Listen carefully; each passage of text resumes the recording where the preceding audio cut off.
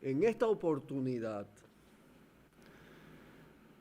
vamos a intercambiar con ustedes, queremos hacerlo partícipe de una entrevista, un intercambio, que por momentos se torna diálogo y en algunos momentitos discusión sobre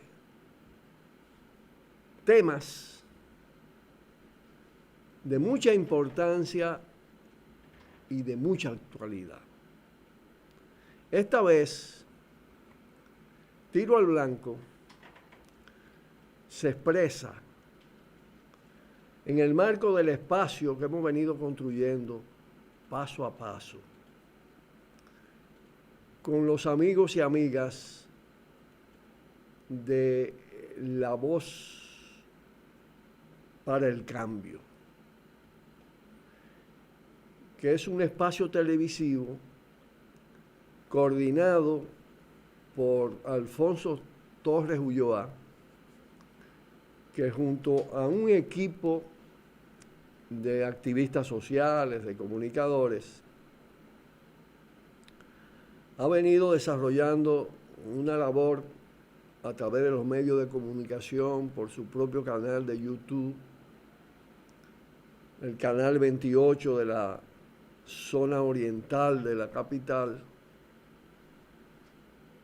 que expresa un compromiso muy firme con la defensa de la soberanía de la patria, de la soberanía popular, de las transformaciones sociales.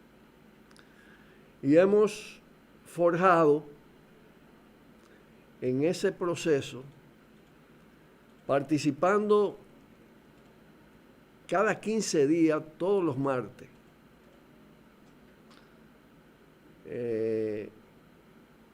y no solo,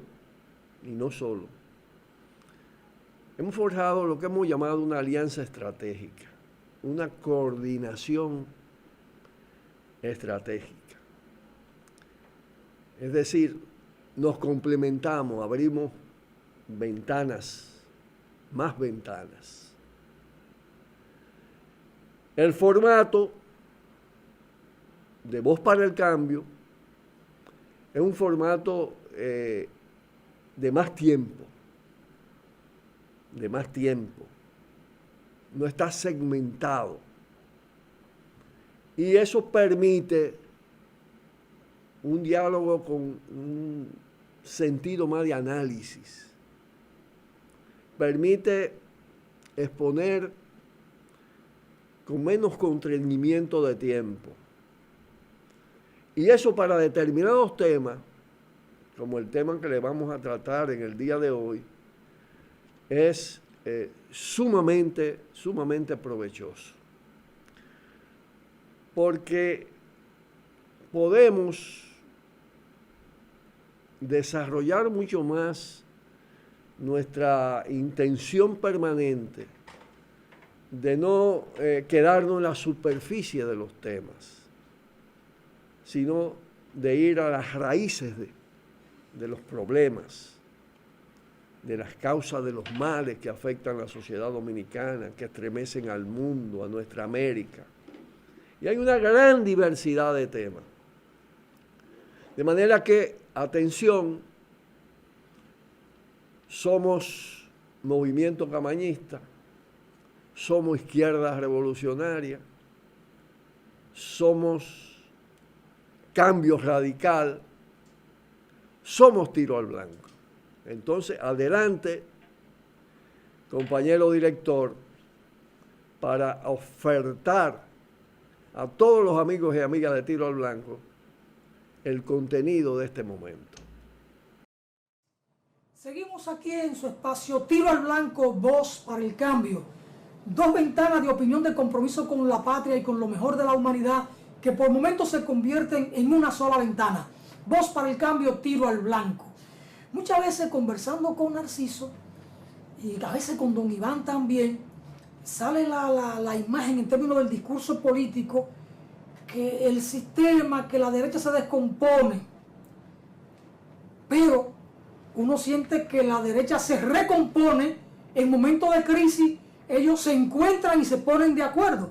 Por eso Leonel es aceptado en un acuerdo con Luis Abinader, porque son del sistema. Y entonces aparentemente los une el antidanilismo, porque no es anti-PLD, porque Leonel sigue siendo ese PLD.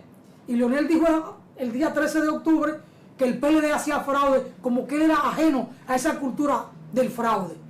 Sin embargo, la derecha se recompone, pero la izquierda entra o ha entrado en proceso, si no de disolución, ni de decomposición, de debilidad, porque no muestra la coherencia en términos de la unidad necesaria para poder golpear a la derecha. Entonces ese es un tema de análisis en esta coyuntura.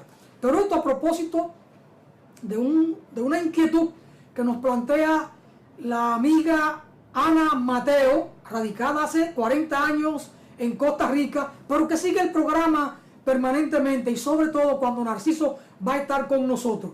Entonces ella nos escribe ahora y nos dice: más que una pregunta a don Narciso, tengo una inquietud. Y dice: yo estoy feliz porque el pueblo ya despertó, y el despertar lo están haciendo los jóvenes que exigen vivir en una auténtica democracia. Pero siento que es posible que ese despertar no dé los frutos que todos queremos que ocurra, en el sentido de que los PLDistas son sumamente tranquilos. Le pueden gritar, insultar, hacerle una sinfonía de cacerolas, y eso para ellos no es nada. Tienen un baño de aceite para que todo les revale.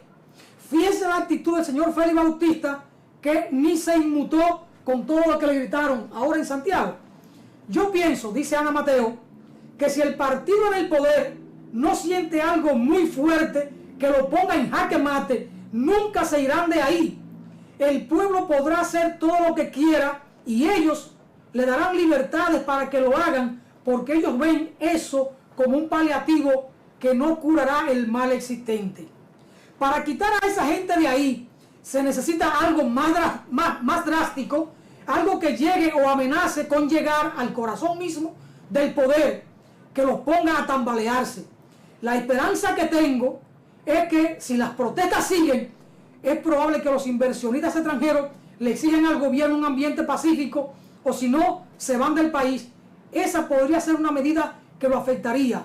La economía se le vendría al suelo y ningún gobierno soporta eso.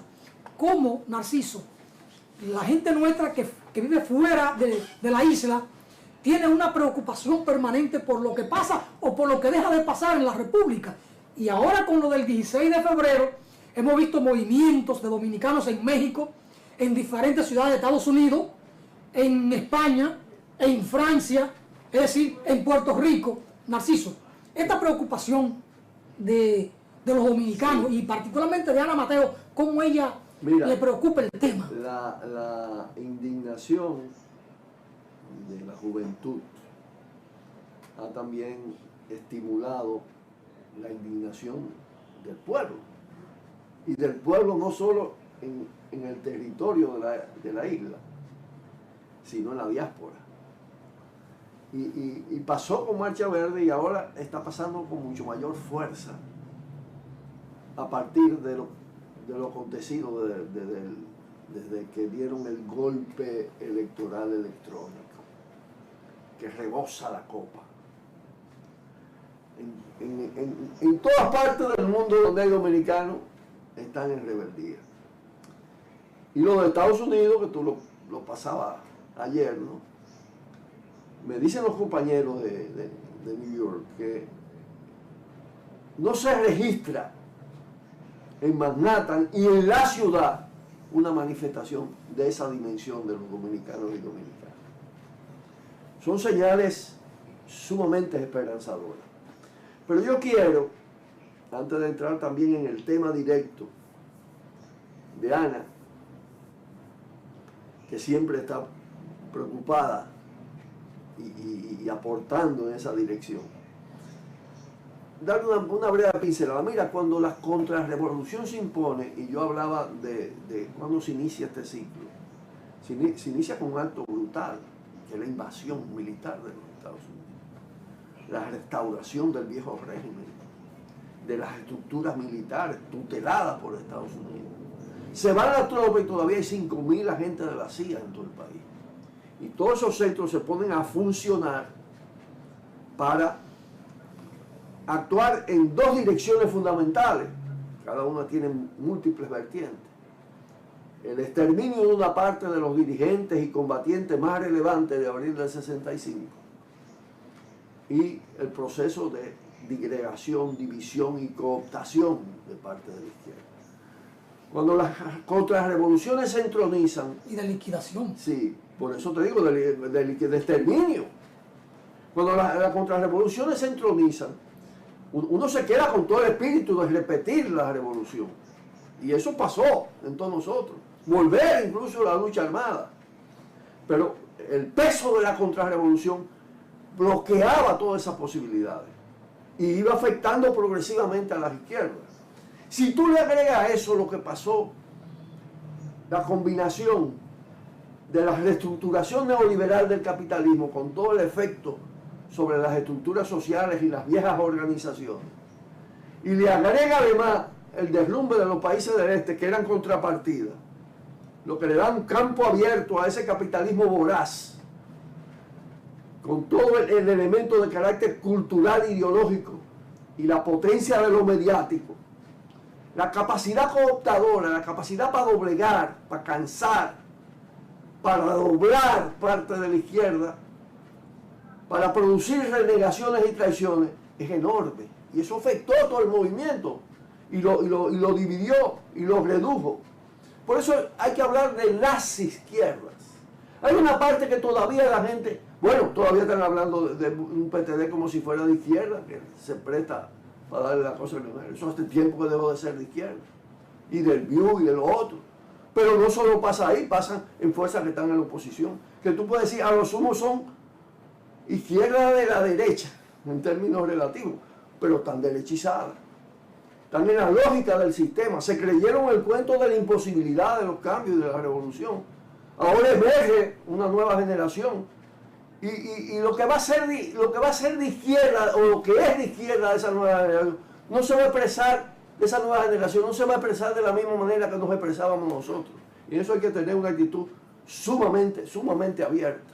Que hay un proceso de recomposición. Y hay un proceso de radicalización progresiva de sectores sociales, de nuevas generaciones, que están en gestación y están en proceso de coordinación. Esos procesos no son rápidos, no son como el relámpago, no porque se levante la gente se produce todo el fenómeno, se van, es decir, tiene fragilidades. Por eso yo decía, tú no sabes cómo eso va a terminar. Mira todo lo que ha pasado alrededor de todo el tema, pero es un acumulado continuo y en ascenso, porque no la decadencia del sistema no tiene componte. No tienen otro proyecto que no sea endurecer el neoliberalismo. Eso que estábamos hablando, que se estaba hablando frente al oficialismo PLDista, es válido para esa oposición. Esa oposición, plegar a los Estados Unidos, a la administración Trump incluso, alineada contra todo lo que es proceso de independencia del continente, pidiendo la intervención de la OEA, pidiendo la intervención de Estados Unidos en todo el proceso político. Neoliberal de pura cepa, con una enorme herencia de corrupción, sin escrúpulos para aliarse con eso, es más de lo mismo con otra cara. Pero la otra cara distiende momentáneamente. Ellos se recomponen. Por eso, ante el movimiento de la juventud en la Plaza de la Bandera, ellos convocan una marcha para el domingo para presionar al gobierno y al PLD a un diálogo de entendimiento, y al final se ponen de acuerdo y ellos superan la crisis. ¿Cuál crisis? La crisis que estamos viviendo. No la van a superar. Momentáneamente sí. No atenúan el proceso que pueden producir. Y van a hacer las elecciones en marzo. Porque es en ondulación. Oye, y la van a hacer con esa misma junta que está ahí. ¿Qué pasó alrededor de eso? Ellos entienden. ¿Qué pasó a la luz de esa convocatoria? ¿Qué pasó a la luz de esa convocatoria? Se entienden y se desentienden. Vamos a ver esto. ¿Qué pasó a la luz de esa convocatoria? ¿Qué intentaron ellos? Ellos intentaron cooptar el movimiento de los jóvenes. Lo llamaron a marchar. Después hablaron de desembocar en la Junta. ¿Y qué hicieron los jóvenes? Aguántate ahí, tú no me vas a utilizar. Ese es un hecho de un valor político inconmensurable, porque es la autonomía de ese movimiento. Que fue lo que logró Marcha Verde frente a todos los que se fueron para el escenario electoral, cuando se sacó la resolución diciendo Marcha Verde es un movimiento político, social, no partidista, que no apoya candidatos ni apoya partidos. Y se queda en esa actitud. Debilitado, pero actúa en esa dirección. Ese ejemplo ha tenido un valor para esa nueva generación.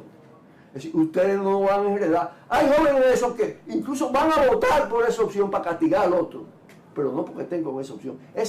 Aquí lo que hay es, aparte de un voto que está muy podrido, muy contaminado, el voto predominante va a ser un voto castigo, de negación, no de apoyo. Eso va a tener una fragilidad, un grado de ilegitimidad enorme lo que resulte de ese proceso electoral, cual que sea el resultante de esto. Es una crisis imparable lo que está planteado. Va a resurgir con esos actores o con nuevos actores, porque es una crisis terminal. Como digo esto, no quiero decir que termina mañana, que ya no tiene componente de estabilización la situación. ¿Qué es lo que se plantea de este movimiento? Uno lo demanda. La sociedad está pidiendo la cabeza de la Junta y la de Danilo. Aunque a veces ni los movimientos a veces lo asumen con toda la energía que tienen que asumirlo. Pero aquí se entiende perfectamente que esa es una Junta cómplice y que hay que quitarla. Pero para eso la pusieron ahí. Para eso la pusieron. El fraude no empieza el 6 de octubre. Pero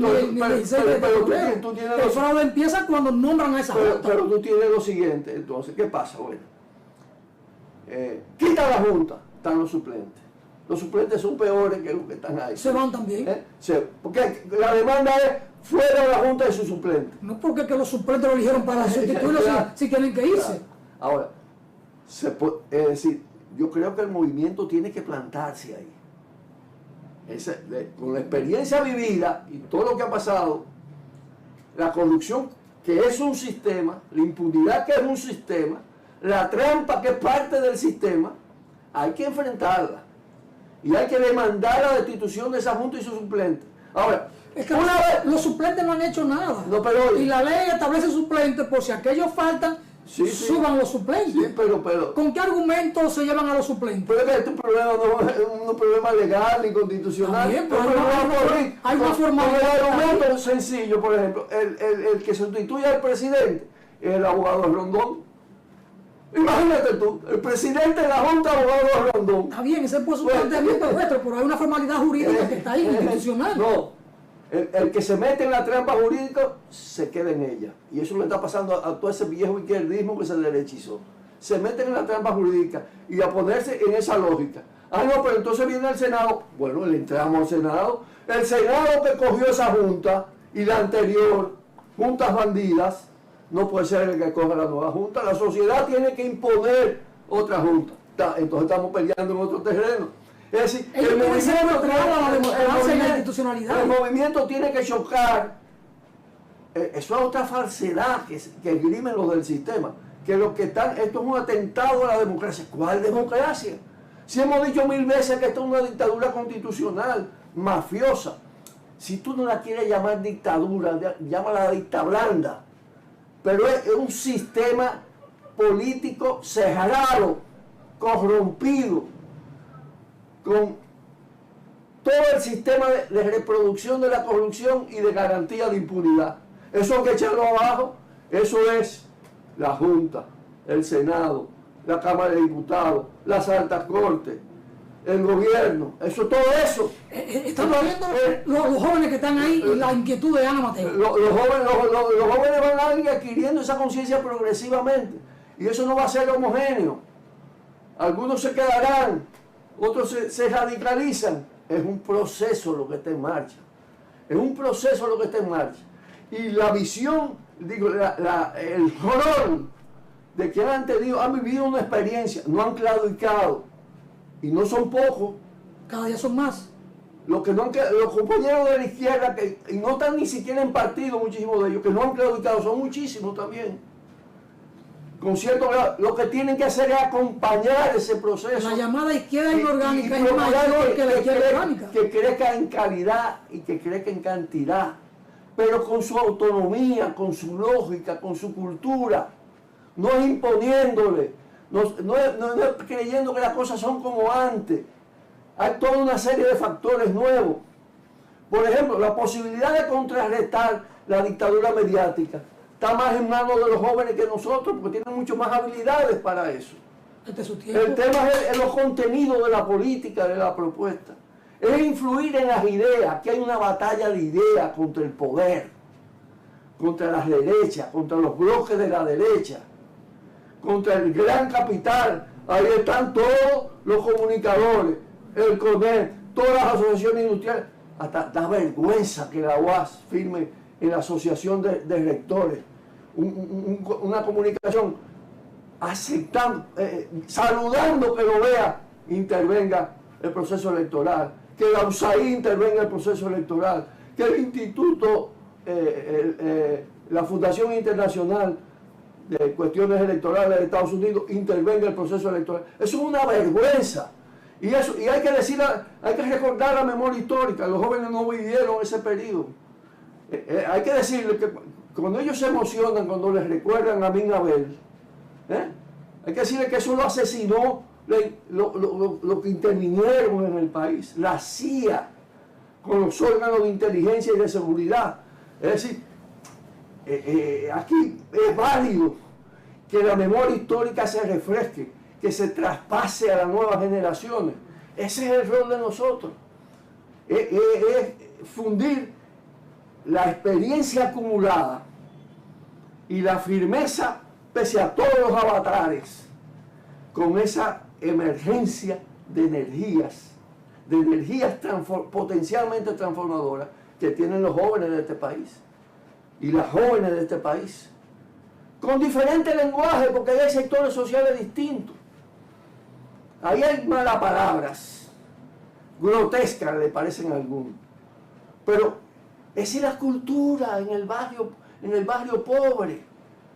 El malapalabrerío está ahí por todos los temas que han pasado alrededor de la formación, de la educación, de todo esto. Hay palabras malas. Hay palabras malas. Bueno, es lo tradicional. Bueno, más bien estigmatizadas, palabras estigmatizadas. ¿Tú entiendes? Porque cuando la que se menciona en el término popular de los órganos sexuales, no es malo. Porque sí. Porque hay un tabú sobre todo eso. Es todo un tema cultural que está montado. Entonces hay una muchacha que sale con un cartel y dice, nosotros somos cueros, pero no brutos. ¿Qué? ¿Un mensaje del carajo ese? No es que ella lo sea, es una manera muy gráfica de enrostrarle a los que han prohijado esta situación la indignación popular. Y a Danilo le dicen de todo. De todo le dicen. Y se lo merece. Más que eso. Más que eso. Interesante la conversación con Narciso, el tema de la coyuntura que estamos viviendo en la República Dominicana y en América Latina y otras partes del mundo. La indignación parece que tiene un alcance global, porque donde quiera que se cometen injusticias, donde quiera que la democracia no funciona, que hay un sistema corrompido y que corrompe, que hay una justicia que no funciona o que funciona solo para servir a los ricos, por ahí hay muchas cosas que se dicen. Si tú quieres que la justicia te proteja, roba mucho. Si quieres ir a la cárcel, hazte el pendejo y roba poco. Hay de todo eso. Entonces hay una indignación acumulada porque estos últimos 40 años de injusticia a nivel continental, no solo aquí, hay una indignación de la juventud en todos los rincones del planeta. Donde quiera que hay injusticia, que los jóvenes no tienen empleo, que hay unos políticos corruptos y corruptores que dominan todo el espectro institucional a su favor y a favor de los ricos, entonces tienen la indignación que gusta. Uno de esos jóvenes de los barrios pobres, un jefe de grupo, me llaman, queremos tomar una foto. Digo, no hay problema. Y hablamos un ratico. Y uno de ellos me hace así, me pone la mano aquí y me dice, se jodieron. se jodieron, Narciso, porque el bajo mundo se rebeló. Cuando está diciendo bajo mundo, no es el tema moral, es el tema de los de abajo, coño, que han sido masacrados en este país. Los hijos de Machepa. Sí, no le han dejado espacio, para eso sí hay pena de muerte. Esos jóvenes no tienen nada que perder o no tienen mucho que perder. No tienen casa, no tienen trabajo, no pueden hacer su propia familia, no tienen patrimonio. Lo que tienen es una indignación acumulada por tantas barbaridades. Seguimos, que hay más.